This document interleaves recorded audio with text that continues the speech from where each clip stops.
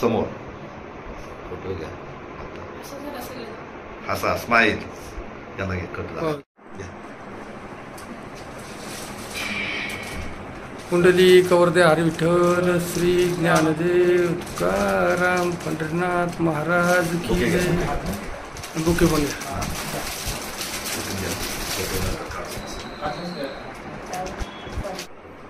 एथ वडील जे जे करती त्या नाम धर्म ठेविती. आज खऱ्या अर्थानं क्षीरसागर कुटुंबासाठी आनंदाचा दिवस आहे. तो म्हणजे ज्ञानेश्वर कोंडोबा क्षीरसागर यांचे चिरंजीव प्रतीक क्षीरसागर हे सीए परीक्षा उत्तीर्ण झाले आहे. सीएची परीक्षा खडतर आणि अवघड स्वरूपाची असते. त्यासाठी असाध्य साध्य करीता सायाचं कारण अभ्यास तुका म्हणे. अभ्यास आणि केवळ अभ्यासच करावा लागतो आणि त्या अभ्यासाला तोलू मापून सुलाखून तयार झालेले आमचे प्रतीक सर आज सीए परीक्षा उत्तीर्ण झाले आहे. नक्कीच या पुढील काळात त्यांच्या मार्फत समाजाची सेवा घडो आणि या पुढील काळामध्ये कुटुंबाला तर आनंद झालेलाच आहे, परंतु समाजाला सुद्धा त्यांचा खरंच अभिमान वाटतो. जय संत सेना महाराज.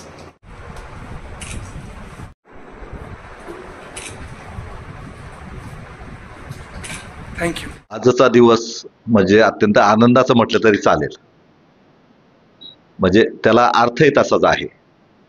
प्रतीक ज्ञानेश्वर क्षीरसागर हा माझ्या शेजारी आता विद्यार्थी आहे. जी सीएची परीक्षा आहे किंवा चार्टर्ड अकाउंटंट, तर त्या परीक्षेमध्ये म्हणजे देश पातळीवर ही परीक्षा होते. साधारण 8 ते 10 लाख विद्यार्थी बसले जातात त्यामध्ये आणि 1000 किंवा 1500 किंवा कधी कधी 3-4 हजारापर्यंत त्याचं डिक्लेरेशन होतं, म्हणजे ते विद्यार्थी पास होतात. अत्यंत किचकट ही परीक्षा म्हटली तरी चालेल, कारण 10-10, 5-5 वर्ष विद्यार्थी परीक्षा देतात, परंतु त्यामध्ये यश येत नाही.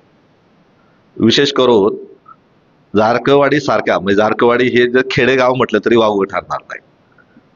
एक सलून व्यावसायिक, त्याचे वडील सलून म्हणजे थोडक्यात नाभिक, म्हणजे सलून व्यवसाय करून आपल्या मुलाचा उदरनिर्वाह करताना आई, त्यांना शेती नाहीये, ते भूमिहीन म्हटलं तरी चालेल. त्यांना शेती नाही, परंतु आईने दुसऱ्याच्या शेतावर मजुरी करून आपल्या मुलाचं शिक्षण केलं. म्हणजे जारकवाडी सारख्या खेड्यातून अत्यंत मोठं यश मिळाले किंवा तालुक्याच्या दृष्टीने म्हटलं तर ही अभिमानाची गोष्ट आहे.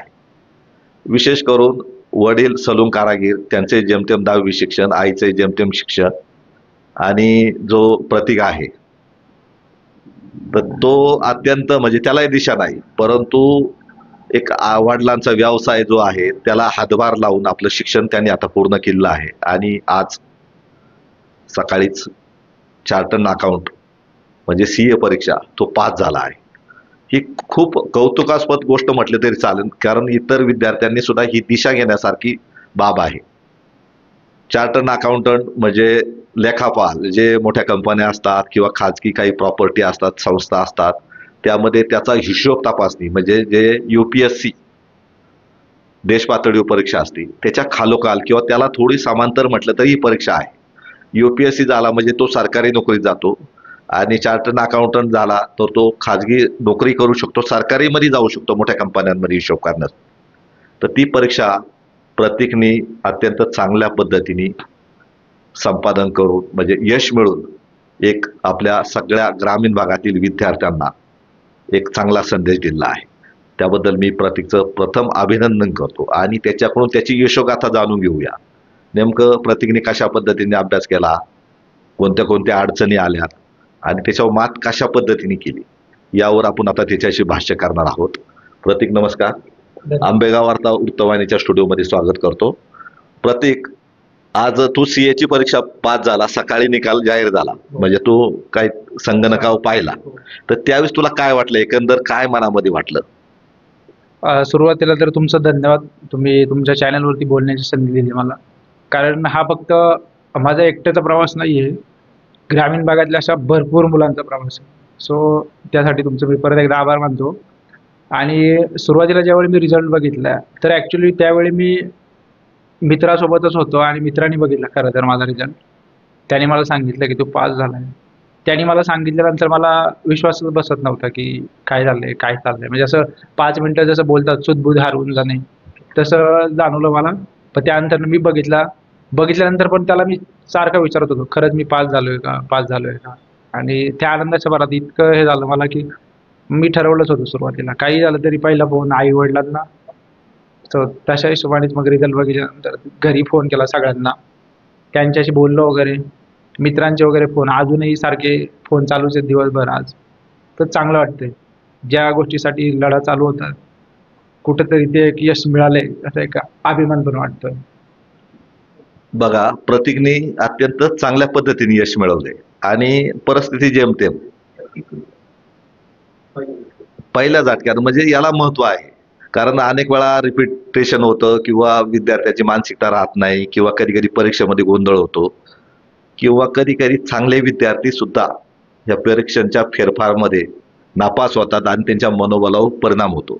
परंतु आता परीक्षा झाली, त्यांनी चांगल्या पद्धतीने यश मिळवले. साधारण 6 पेपर त्यांनी दिले. कधी पेपर झाले होते सीएचे तुझे? 2 मे पासून चालू झाले होते आणि 16 मेला शेवटी पेपर होता. पेपर हा. तर एकंदर त्यांनी 6 पेपर दिले आणि आजच त्याचा निकाल जाहीर झाला.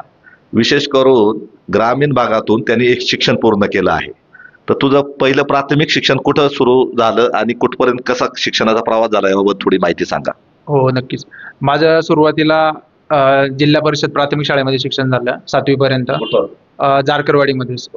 त्यानंतर माध्यमिक शिक्षण जारकरवाडीमध्ये झालं, आदर्श माध्यमिक विद्यालय मध्ये. त्यानंतर 2 वर्ष मी मंचरमध्ये होतो, मंचर या ठिकाणी सायन्स कॉलेजला, महात्मा गांधी तिथं. त्यानंतर मग पुढच्या शिक्षणासाठी मी पुण्यामध्ये गेलो, आबासाहेब गारवारे कॉलेजमध्ये, आणि तिथून मग माझं शिक्षणाचं एक सुरुवातही तिथंच झाली आणि सांगताही तिथंच झाली. त्यानंतर मी ग्रॅज्युएशन कंप्लीट झाल्यानंतर पुढे फर्दर शिक्षणासाठी काही गेलेलो नाही, पण त्याबरोबरच साईड बाय साईड माझा एक कॉम्पिटिटिव्ह एक्झाम जी CA ची ओळखली जाते, त्यात मी अभ्यास करत होतो. तर एकंदर CA परीक्षा किंवा लेखापाल मराठीमध्ये ही का द्यावीशी वाटली किंवा तुला त्याच्यात काय इंटरेस्ट वाटला किंवा आवड कशी निर्माण झाली याबाबत काय सांगू शकतो?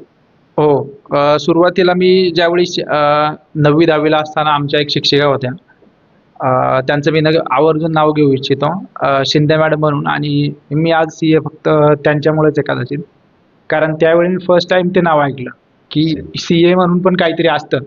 त्या म्हणजे भूगोल शिकवत असताना त्यावेळी थोडंसं आलं तिथं प्रोफेशनची नावं की वकील होऊ शकतं, डॉक्टर होऊ शकतं, तसं त्यावेळी CA म्हणून आलं. आणि मग मला उत्सुकता लागली की बाबा काय असतं नक्की CA, ते जाणून घेण्यासाठी ते काय असतं कसं. मग थोडी थोडी माहिती मिळवत गेल्यानंतर मला त्यात इंटरेस्ट यायला लागला आणि मग मी ठरवलं की सगळे पोलीस, वकील, डॉक्टर हे करण्यापेक्षा काहीतरी एक वेगळं करूया, जे की आपल्या गावामध्ये पण कुणी झालेलं नाही किंवा आहेत पण खूप आधीचे आहेत, अशा हिशोबाने. म्हणून मग मी पाऊल उचललं की आपल्याला पण CAच करायचं.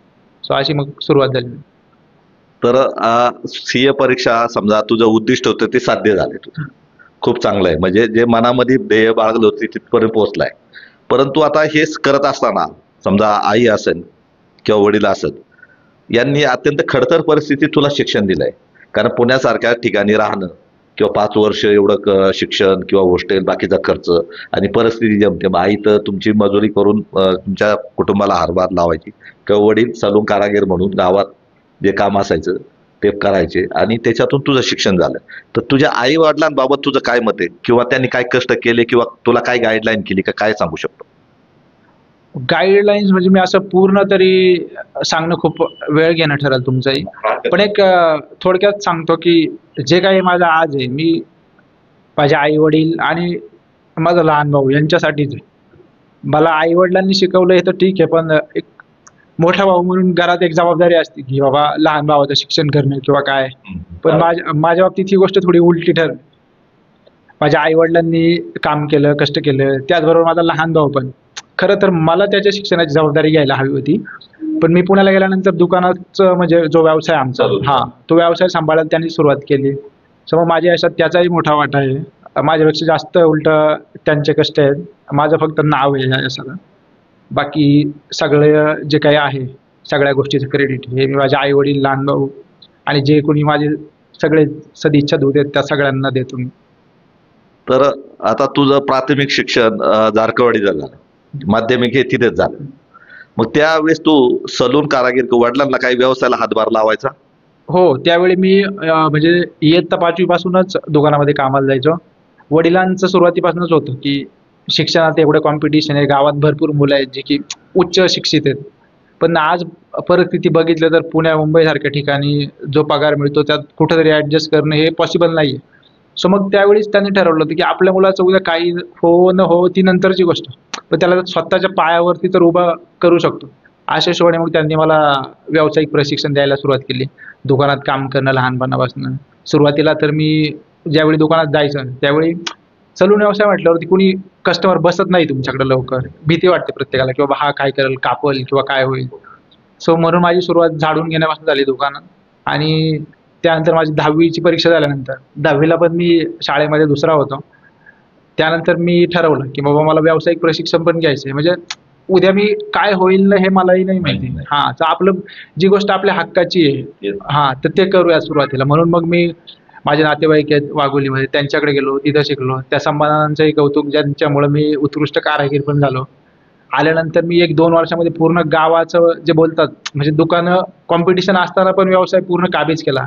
त्याचनंतर माझ्याबरोबर माझा भाऊ आला. मग एक चांगली साथ मिळाली आम्हाला. त्याचबरोबर मी साईड बाय साईड हे पण चालू होतं माझं, की आपल्याला फक्त व्यावसायिकच नाही करायचं, तर थोडंसं एक दूरदृष्टिकोन ठेवूयात काहीतरी उच्च शिक्षणाचा. मग त्या हिशोबाने मी सीएचं पण हे करून घेतलं साईड बाय साईड. तर तू सीए नेमकं का निवडलं? कारण बराच वेळा एमपीएससी, यूपीएससी किंवा ज्या परीक्षा आहेत सर्व डोळ्यासमोर सर्वांच्या आहेत, नेमकं तू सीए साठीच का निवडलं? कारण तू शासकीय अधिकारी होऊ शकला असता, पण तू सीए ला प्राधान्य का दिलं? नेमकं कारण काय?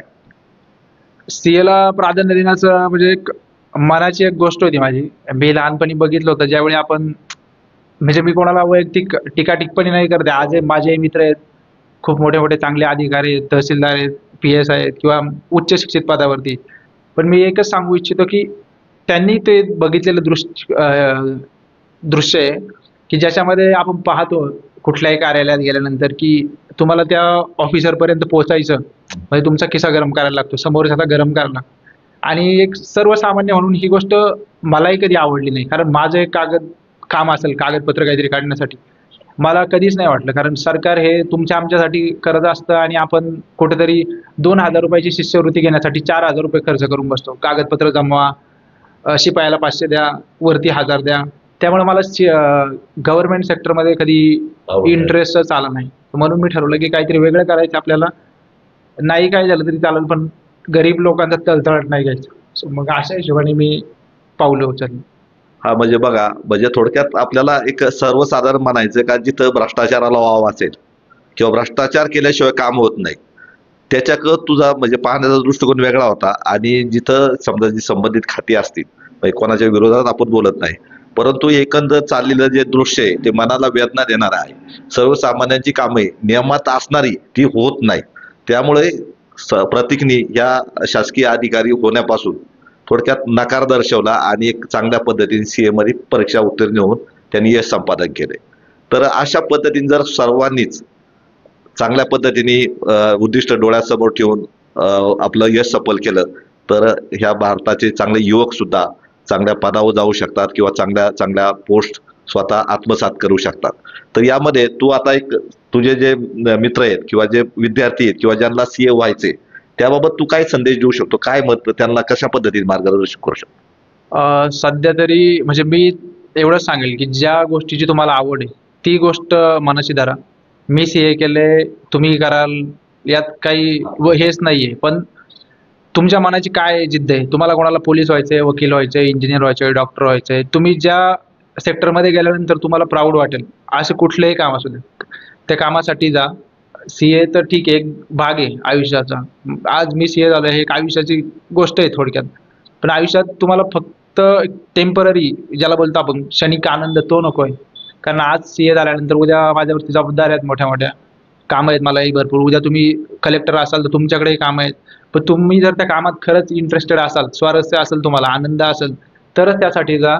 आणि आजकाल कुठं असं राहिलेलं नाहीये की तुम्ही मार्गदर्शन मिळत नाहीये किंवा काय नाहीये. आहेत भरपूर क्षेत्रातली मुलं आहेत पुढं गेलेली. यूट्यूब्सवरती वगैरे बऱ्याच मुलाखती वगैरे अवेलेबल असतात. न्यूजमध्ये असं कोणाचं तरी ऐकायला मिळतं की ह्या व्यक्तीचं झालंय. त्या व्यक्तींशी तुम्ही कॉन्टॅक्ट करू शकता. सोशल मीडियाचा वापर करून तुमचा फायदा कसा करून घेऊ शकता याच्यावरती थोडासा भर दिला पाहिजे. कारण आपण सगळेच म्हणतो की काहीतरी करायचंय आयुष्यामध्ये. कुणी मला म्हटलं की आज नाही मला PSI व्हायचंय, त्यावेळी असं अंगात एकदम रक्त संचारतं की नाही मला PSIच व्हायचंय, लाल दिव्याची गाडी मिळते. पण त्यानंतर असं होतं की त्या PSIची जी जबाबदारी बघितल्यानंतर, जे काम बघितल्यानंतर दिवस रात्र पोलिसांची कामं सोपी नाही आहेत किंवा मिलिटरीमध्ये जाणं सोपं नाही. तर त्या हिशोबाने पावलं उचला की जो तुम्ही आयुष्यभर कॅरी फॉरवर्ड करू शकता एक आनंदाची गोष्ट म्हणून. तुम्ही खुश असाल, तुमचे घरचे खुश असाल आणि तुमच्यामुळे समाजात एक पॉझिटिव्ह वातावरण असेल, अशा हिशोबाने कुठलंही करिअर निवडा आणि नक्कीच यश मिळवाल तुम्ही, अशी मी अपेक्षा व्यक्त करतो. तर एकंदर म्हणजे तुझं आता जे जीवन आहे खडतर म्हटलं तरी चालेल, परिस्थिती घरची जेमतेम आहे, पण तू तुझ्या यशापर्यंत पोहोचला. तर तुझ्या एखादा असं जीवनातला एखादा दुःखद प्रसंग काय आहे का? मला तिथं भरपूर मला त्रास झाला किंवा मला शाळेत जाण्यासाठी पैसे नव्हते किंवा एखादा आहे का काही प्रसंग असा? असं तरी कधी झालं नाही, कारण प्राथमिक शाळेत शिक्षण झालं, हायस्कूलला ज्यावेळी शिक्षण झालं, माध्यमिक शिक्षण, त्यावेळी पण शाळेमध्ये कधी असं पैशाची गरज आहे असं वाटलंच नाही. गरज फक्त वही, पुस्तक, पेन एवढीच होती. याच्या पलीकडे कधी गरज झालीच नाही. आणि ज्यावेळी कधी काय वाटलं वही, पुस्तक हवंय किंवा काय, त्यावेळी मिळत गेलेलं आहे. त्यामुळं असं खडतर संघर्ष तर नाही म्हणता येणार, कारण माझ्यापेक्षा माझ्या आईवडिलांनी ज्या हालाकीत दिवस काढले ते थोडेसे खडतर होते. ठीक आहे, त्यांचं नाव पुढे उद्या असं येणं न येणं ही वेगळी गोष्ट होती. पण म्हणजे मला जो एक सेट पिच मिळाला मला, ज्याच्यावरती मी परफॉर्म करू शकतो चांगला. माझ्या आई वडिलांनी 0तनं 1 पर्यंत पोहोचली, ही खूप मोठी गोष्ट आहे. मला ते 1 पासून आता 9-10 पर्यंत पोहोचायचे. सो माझा असा खडतर संघर्ष तर नाही म्हणता येणार, पण आई वडील ज्या परिस्थितीला आहे त्याला सामोरं जायलाच लागणार आहे. आपल्याला त्याच्यापेक्षा वेगळा गत्यंतर नाही आहे आपल्याकडे कोणाकडेच. आपण असं नाही म्हणू शकत की रात्रीत मला कुठून काहीतरी मिळेल आणि मग मी असं करेल तसं करेल. कष्ट करण्याची जिद्द ठेवली तर सगळं इझी आहे. आता बघा, सर्वसाधारणपणे समजा आपण मुलांनी आई वडिलांकडे एखादी गोष्ट मागितली तर आई वडील काही करून देण्याचा प्रयत्न करतात, किंवा एखादी मोटरसायकल, बाईक असेल, 4 व्हीलर असेल किंवा गाड्या असेल, चांगला मोबाईल असेल, तर आई वडील स्वतः मात्र किती अडचणीत असू, किती आर्थिक अडचणीत असू, पण मुलांना जाणून देत नाहीत. त्या पद्धतीने तुला तू कुठला हट्ट धरलाय का बाबा ते आई वडिलांनी पुरवलं किंवा नाही पुरवलं, किंवा तुझं त्याबाबत काय मत आहे? मी कधी असा जास्त हट्ट धरलाच नाही, कारण मला माहिती होतं सुरुवातीपासून 5वी-6वी पासून ज्यावेळी मी दुकानात काम करायला लागलो, त्यावेळी जे बोलतात ना आपल्याला 1-1 रुपयाची किंमत, ती किंमत कळायला लागली. तेव्हापासून मग मी ठरवलं की उगाच काहीतरी व्यसन लावून घेणं, कुठेतरी वायफट काहीतरी खर्च करणं, त्या गोष्टी आपल्याला परवडण्यासारख्या नाही. काहीतरी येऊ द्या चांगलं, आल्यानंतर जगूया. जगण्याचा अर्थ असा नसतो की मग काहीतरी कुठेतरी जायचे, पैसे उधळायचे, गाडी घेऊन फिरायचं. तुमच्याकडं, आमच्याकडं, सगळ्यांकडे जेमतेम पैसे आहेत, जगू शकतो आपण इतपत तर आहेत. पण त्या जगण्याला काहीतरी अर्थ राहावा या हिशोबाने फक्त थोडंसं हे करावं. पैशाच्या बाबतीत किंवा कुठलीही गोष्ट असू, सधन असणं, माणूस शिक्षित आहे हेच एक मोठं त्याचं हे शस्त्र आहे. त्याच्या बळावरती तू काही करू शकतो. सो मी जास्त तर काही याच्याविषयी बोलू नाही शकत, पण आहे संघर्ष सगळ्यांचा आहे, तुमचाही आहे, आमचाही आहे. प्रामाणिक कष्ट केल्याशिवाय काही नाहीये. देव तर सगळ्यांना देण्यासाठीच आहे, कारण देवाला एक ठेवून त्याच्यापेक्षा वरती कुठे न्यायचं नाही, कारण देवच वरती, ही इज ऑलमायटी ऑलरेडी. सो देवाला काय त्याच्याकडे जे तेच त्याला वाटायचं. फक्त तुम्ही तुमच्यात एवढी कॅपेबिलिटी ठेवा की त्याच्याकडनं घ्यायचं. एकंदर आता जो CA झालाय, मी चार्टर्ड अकाउंटंट किंवा लेखा परीक्षक म्हणून त्याला पण लेखापाल म्हणून, तर किती वेळ अभ्यास करायचा तू, किंवा कसं त्याचा अभ्यासाचा क्रमवारी कशी असेल, किंवा त्याबाबत तुला असं खात्री होती किंवा नाही, कसं काय वाटतं तुला? सुरुवातीला मी म्हणजे जो प्रवास होता 5-6 वर्षाचा, त्यामध्ये 3 वर्षाचं ट्रेनिंग असतं आम्हाला mandatory. So side by side माझं मॅनेजर जे होते प्रतीक आपटे सर म्हणून, नाही कीर्तनी पंडित म्हणून एक फर्म आहे जिथं आम्हाला म्हणजे जिथं नाही पण 3 वर्ष मॅन्डेटरी हे असतं, ट्रेनिंग असतं CA इन्स्टिट्यूटचं आमच्या. तिथे ट्रेनिंग करता करता मला कीर्तनी पंडित म्हणून ऑफिस जॉईन केलं. तिथे मी प्रतीक आपटे सर म्हणून मॅनेजर होते माझे. त्यांच्याशी म्हणजे त्यांच्यासोबत राहून खूप कामं केली. त्यांनी मला मार्गदर्शन केलं वेळोवेळी. ज्यावेळी मला अभ्यासासाठी वेळ नव्हता मिळत किंवा कामाचं थोडं जास्त प्रेशर यायचा, थोडेसे मोठी कामं करणं, लिस्टेड क्लायंट्स, ऑडिट्स किंवा बाकीचं काही, तर अशा वेळी त्यांनी मला खूप मदत केली. तर त्यांचंही तेवढंच योगदान आहे त्याच्यामध्ये. तू सर्वसाधारणपणे असं शेड्यूल नव्हतं का बा ह्या अभ्यास एवढा वेळ करायचा, किंवा तुझं आता समजा हे प्रशिक्षण किंवा ट्रेनिंग चालू होतं, पण अभ्यासासाठी किती वेळ, की पहाटे उठणे किंवा बाकीचे अवांतर वाचन करणे, किंवा काय पुस्तकं कुठली चांगली आहेत काय, याबाबत काय मार्गदर्शन करू शकतो? CA करत असताना सुरुवातीला पुस्तकं तुम्हाला मार्केटमध्ये मिळत नाही, हा एक ड्रॉबॅक आहे. जी तुमचं पुस्तकं आहेत ती इन्स्टिट्यूटच प्रिपेअर करतं आणि मग बाकीचे जे फॅकल्टी आहेत, प्रायव्हेट ट्युटर्स आहेत किंवा कोचिंगवाले, त्यांच्याकडनं तुम्ही त्यांच्या वेगळ्या नोट्स घेऊ शकता. पण माझ्या बाबतीत असं होतं की मी आर्टिकलशिप चालू असताना माझी side by side me lectures complete करत होतो. त्यानंतर आर्टिकलशिप झाल्यानंतर 6 महिन्याचा मला एक एक्झाम लिव्हचा पिरियड मिळाला, 5-6 महिन्याचा साधारण. त्याच्यामध्ये रोज साधारण on an average me ups and down पकडून 14 तासापर्यंत पुश करायचं स्वतःला. 14 तास हे ॲक्च्युली माझे अभ्यास करण्याचे होते. सिटिंग कॅपॅसिटी 18-18 तासाच्या वरती पण ठेवलेली मी. बऱ्याचशा वेळा फक्त बसून बसून काहीतरी आजार होणं, जेवण केल्यानंतर लगेच बसणं, त्रास होणं, थोडं थोडं नंतरनं जाणवायला लागलं. त्यावेळी थोडंसं फ्लेक्सिबल शेड्यूल केलं. पण ऑन एन ॲव्हरेज एक 12 तास अभ्यास गरजेचा असेल मिनिमम दिवसातला. 12 तास अभ्यास बोलतोय मी, की फक्त बसणे जागेवरती म्हणजे अभ्यास नाही आहे. 24 तास खुर्चीवरती बसणे किंवा 18 तास खुर्चीवरती बसणे म्हणजे तो अभ्यास होत नाही आहे. तुम्हाला इफेक्टिव्हली अभ्यास हा ऑन एन ॲव्हरेज 10-12 तास करायलाच लागतो. आणि इफेक्टिव्ह करायचा असेल त्यातले आपले बाकीचे वेस्टेज खूप आहेत. कोणाचा फोन आला, बाहेर जायचंय, जेवायला बसायचंय किंवा काय करायचंय याच्या हिशोबाने. सो ऑन एन ॲव्हरेज एक 18 तास मिनिमम अभ्यास करायलाच लागतो. म्हणजे सिटिंग करायला लागतं त्यासाठी, की जेणेकरून आपला 10-12 तासांचा अभ्यास रोज कव्हर होतो. तर एकंदर आपले नाभिक समाजाचे नेते मंचरचे माजी उपसरपंच गणपतराव क्षीरसागर आणि उल्हास क्षीरसागर यांनी मला फोन करून सांगितलं का असं असं CA म्हणून प्रतीक क्षीरसागर जो जारकवाडीला राहतोय, परिस्थिती जेमतेम आहे, तर तो CA परीक्षेत प्रावीण्य मिळालं तर त्याचा आपण सत्कार करूया असं सांगितलं. त्यामुळे ही मला ज्यावेळेस ही माहिती मिळाली तर मला आनंद झाला. म्हणजे कुठली दिशा नसताना अत्यंत चांगल्या पद्धतीने प्रामाणिकपणे त्यांनी यश संपादन केलंय. म्हणजे सलून काम करून म्हणजे 5वी ते 10वी पर्यंत किंवा 12वी पर्यंत त्यांनी सलूनचं काम केलंय. एवढ्या अडचणीतून म्हणजे वडील सलून कारागीर, आई शेतीत यांना नाही, ती मजुरी करून हे शिक्षण केलंय. आणि हे ज्यावेळेस मला क्षीरसागर गणपतरावकडून समजलं तर मला आनंद वाटला. म्हणजे अशा पद्धतीने विद्यार्थ्यांनी प्रामाणिक ध्येय जर ठेवलं तर यश नक्कीच आहे. परंतु यशापर्यंत पोहोचण्यासाठी विद्यार्थ्याच्या मनामध्ये जिद्द आणि चिकाटी पाहिजे. आता जसं प्रतीकने सांगितलं का त्याला त्या विषयाची आवड पाहिजे. म्हणजे एखाद्याला पोलीस अधिकारी व्हायचे, MPSC करायची, UPSC करायची किंवा अन्य कुठल्या तरी वरिष्ठ अधिकारी व्हायचे किंवा खाजगी संस्थांवर जायचे, तर त्याच्यात त्याला रुची पाहिजे, आवड पाहिजे. जर आवड असेल तर 100% त्यामध्ये यश संपादन होते. बऱ्याच वेळा आवड विद्यार्थ्याला नसती, पण आईवडिलांचं प्रेशर असतं का तू या क्षेत्रात जा, आणि मग बळच त्याला त्या क्षेत्रात गेल्यावर भविष्यात त्याला यश संपादन करता आलं नाही तर तो नर्वस होतो. आणि बराच वेळा कधी कधी तो आईवडिलांना सुद्धा म्हणतो का मला त्यामध्ये आवड नव्हती पण तुम्ही मला बळजबरी केली, असाही तो एक संवाद म्हणून वडिलांशी तो बोलतो. तर बघा आता प्रतीक मात्र त्याला अपवाद आहे. कुठल्याही त्याला दिशा नसताना त्यांनी जे 10वी नंतर किंवा 11वी-12वी नंतर जे उद्दिष्ट ठेवलं का CA व्हायचे आणि त्यामध्ये ते यश संपादन केलं, तर मी आंबेगाव वार्ता वृत्तवाहिनीच्या वतीने त्याचं खूप अभिनंदन करतो. आणि याच्यानंतर आपण त्यांच्या आईवडिलांची मुलाखत घेतोय आणि ते झाल्यानंतर नाभिक समाजाचे नेते गणपतराव क्षीरसागर यांची मुलाखत घेऊन ह्या आजच्या यशोगाथेचा समारोप करूया. प्रतीक क्षीरसागर जो जारकवाडीचा विद्यार्थी आहे त्यांनी अत्यंत CA परीक्षेत अत्यंत चांगल्या पद्धतीने यश संपादन केलंय.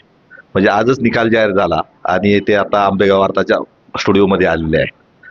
तर त्याचं प्रतीकचं तर मी अभिनंदन केलंच आहे आता. परंतु प्रतीकचे आई वडील माझ्या समोर आहेत. तर तुमचं काय नाव? ज्ञानेश्वर कोंडोबा क्षीरसागर.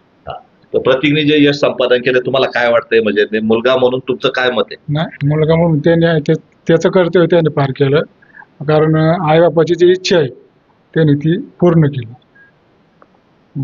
तर प्रतीकने कधी हट्ट धरला होता का तुम्हाला का मला पुस्तकं पैसे पाठवा किंवा तुम्ही जे सलून कारागीर आहेत त्यामध्ये तुम्हाला त्यांनी मदत केली का? तुम्हाला काय वाटतं त्या? नाही, तसं त्याने अजिबात हट्ट वगैरे काय केला नाही. कारण कसं आहे त्याने कोणत्याच गोष्टीत हट्ट नाही केला आणि शिवाय दुकानात सुद्धा तो सलूनच्या कामात मला हातभार करीतच होता पहिल्यापासून. त्यामुळे तसं काही त्याचा काही प्रॉब्लेम नाही. म्हणजे एकंदर तुम्ही आनंदी आहेत? खूप आनंद. हा, म्हणजे बघा तुमचं शिक्षण किती झाले म्हटले? 10वी.